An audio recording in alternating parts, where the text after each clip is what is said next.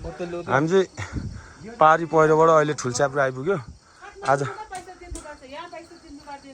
हो दिदी भिडियो खिचेको चाहिँ पैसा पर्छ के बनाउनु भयो दिदी यस्तो यो पटुका कम्मरमा लाउने ए मजाले बिक्री हुन्छ दिदी यो अहिले नि बाहिर कि नेपालमै दिदीको हातको सिप त भनेपछि विदेशभरि के अरे भाइ यो माथिको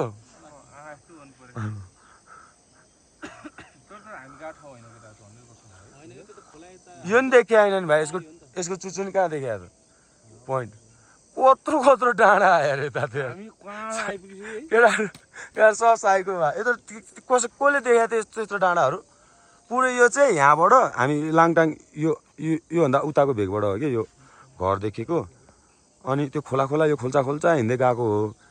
यो यहाँबाट लाङटाङ पुग्नु चाहिँ लाङटाङ केन्जिङ पुग्ने जेलसम्म यत्रै हो क्या डाँडा होइन त भाइ यो माथि के सबै यत्रै डाँडा होइन त उहाँ माथिसम्म माथि पुगेर चाहिँ यिनीहरू माउन्टेन भयो अनि यो तल त्यो लाङटाङसम्म चाहिँ यत्रै डाँडा यता डाँडा यता खोला बिचमा जङ्गल छ तर लाङटाङ चाहिँ ल हाम्रो होइन यस्तो हो नि त भाइ आज त लाङटाङ ट्रेक सक्यो नि त हाम्रो अब स्टार्ट गरौँ न त ल ऋषभ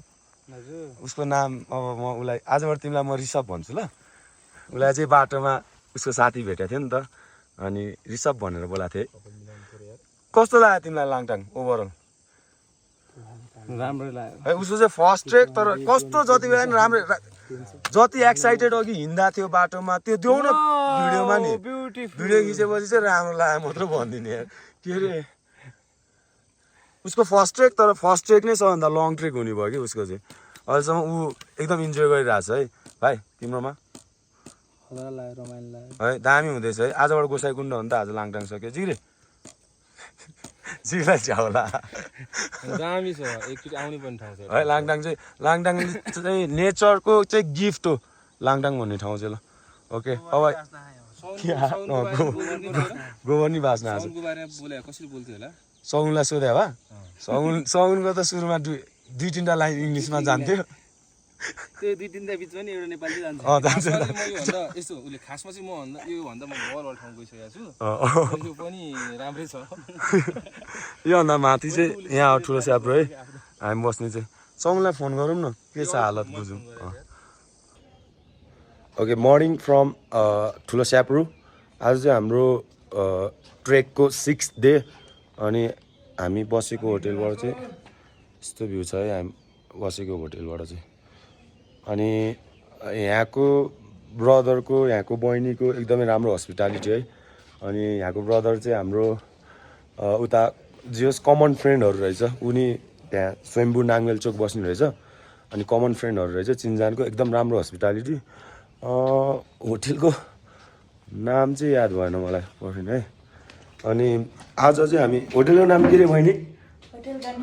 होटेल गणेश हिमाल होटेल गणेश हिमाल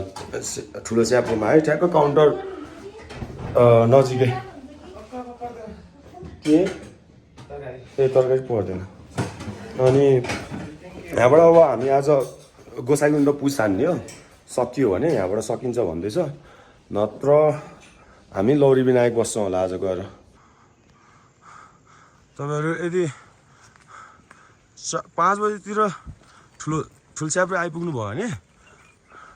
45 मिनट है अहिले हामीलाई 40 मिनट लाग्यो भने थाके बेला 40-50 मिनट जस्तोमा के हो यो रखाल भन्ने ठाउँ आउँदो रहेछ योमा आएर बस्नुभयो नि हुन्छ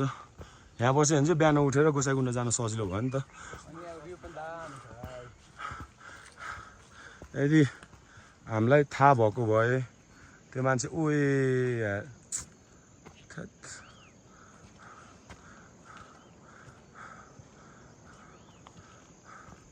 हाम्रो तलको मान्छेले यति कुरा भनिदिएको भए चाहिँ हामी यहीँ बसेर अझै यहीमा बस्नुहुन्थ्यो रोशनी गेस्ट हाउसमा राम्रो रहेछ यहाँ तल बसेर मिस्टेक भएछ धेरै बबन्डर मिस्टेक हो गया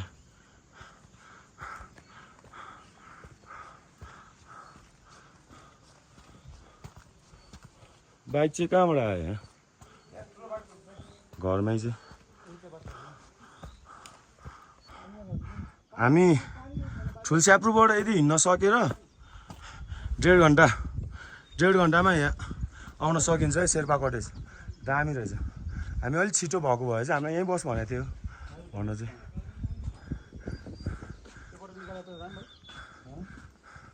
पानी टुटे भएर न शेर्पा कटेज यहाँ आएर बस्नु दामी हुन्थ्यो नि भ्यू पनि दामी देखिने यहाँबाट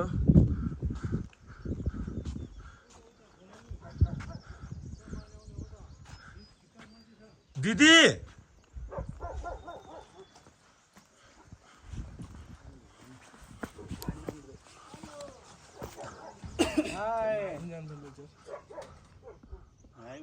दिदी पानी भर्न मिल्छ ए पानी भर्न मिल्छ होला दिनु न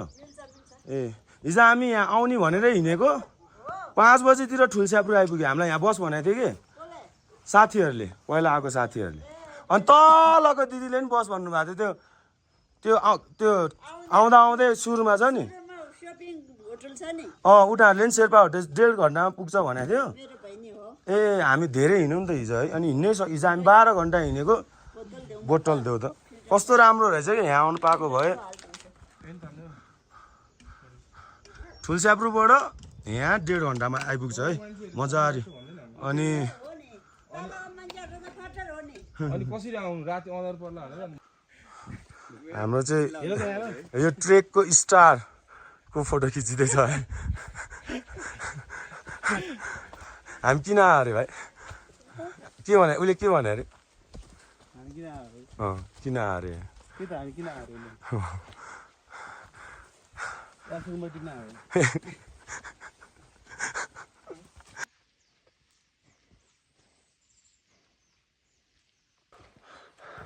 अरे हामी चाहिँ ठुलो स्याप्रुबाट 5.5 घन्टा हिँडेर चाहिँ अहिले यहाँ सोलाङपाटी आइपुगेको छौँ हामी यहाँ खाना खान्छौँ अनि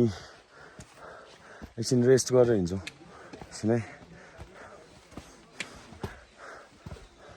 ए सोलाङपाटी त कुल एरिया रहेछ त दामी रहेछ राम भाइ ऋषभ तिमीलाई 6 डेमा आएर पानीमा हिँड्दा कस्तो भइरहेछ खुट्टा दुखेको छ अनि मजा नि मजा भने होइन कि मजा भने होइन मजा चाहिँ कतिको आइरहेछ भने ए हान्दै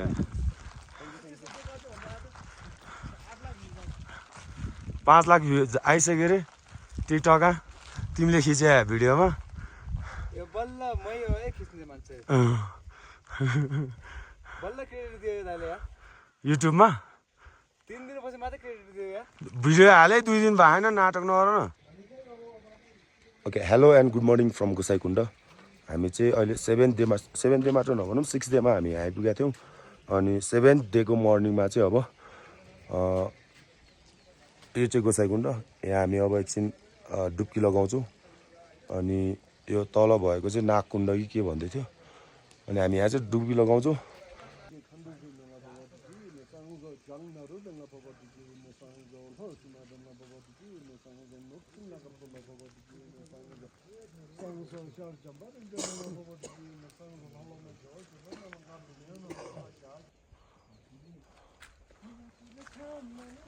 डुब्की लगाउनलाई केटाहरू रेडी हुँदैछ हामी चाहिँ सायद यहाँ शिवजीको त्रिशूल यहाँ गाड्नु भएको छ भने चाहिँ यहीँ डुब्की लगाउँथ्यो होला स्नो भएको टाइममा यो पनि दामी देखिन्छ होला माथि माथि स्नो तल कुण्ड ब्युटिफुल है एकदमै ब्युटिफुल पहुँची है एक बल्ल सुरु है अब एक फेरि शिवाय ओम नमः शिवाय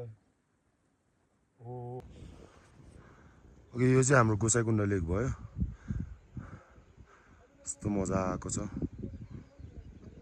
हिमाल पहाडको बिचमा अनि यति राम्रो भ्यू छ तल यहाँ चाहिँ नागकुण्ड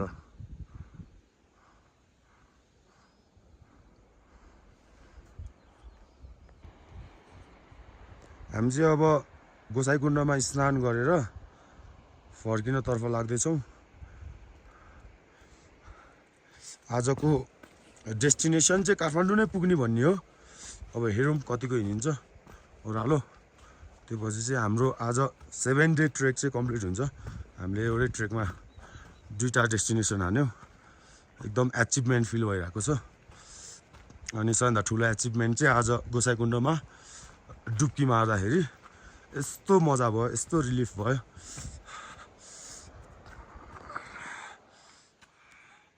बाई बाई गोसाइकुण्ड। ओके, हामी चाहिँ आज गोसाइकुण्डबाट फर्किँदैछौँ। अनि यो चाहिँ गोसाइकुण्डबाट जस्ट अलिकति तल झरिसकेपछि यस्तो बाँकी के भन्ने ठाउँ आउँदो रहेछ। यहाँबाट देखिने भ्यू चाहिँ मेजेस्टिक भ्यू नै रहेछ, यस्तो रमाइलो छ। One of the best decision है हामी लाङटाङबाट फर्केर गोसाइकुण्ड चढ्नु चाहिँ बेस्ट डिसिजन नै भयो। रमाइलो भयो, ओभरअल रमाइलो भयो, रिलिजियस भयो। बिहान उठेर गोसाइकुण्डमा शिवको नाम लिँदै डुब्की लगाइयो। मनलाई अलिकति के भयो भन्ने अब पोजिटिभिटी आयो मनमा, माइन्डमा अलिकति पोजिटिभिटी आयो, त्यही है।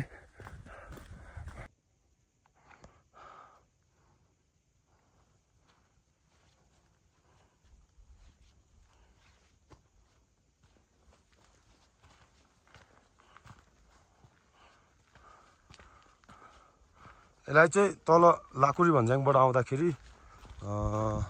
स्तुपा भन्दो रहेछ यो ठाउँलाई चाहिँ। यहाँबाट देखिने भ्यू चाहिँ मेजेस्टिक भ्यू।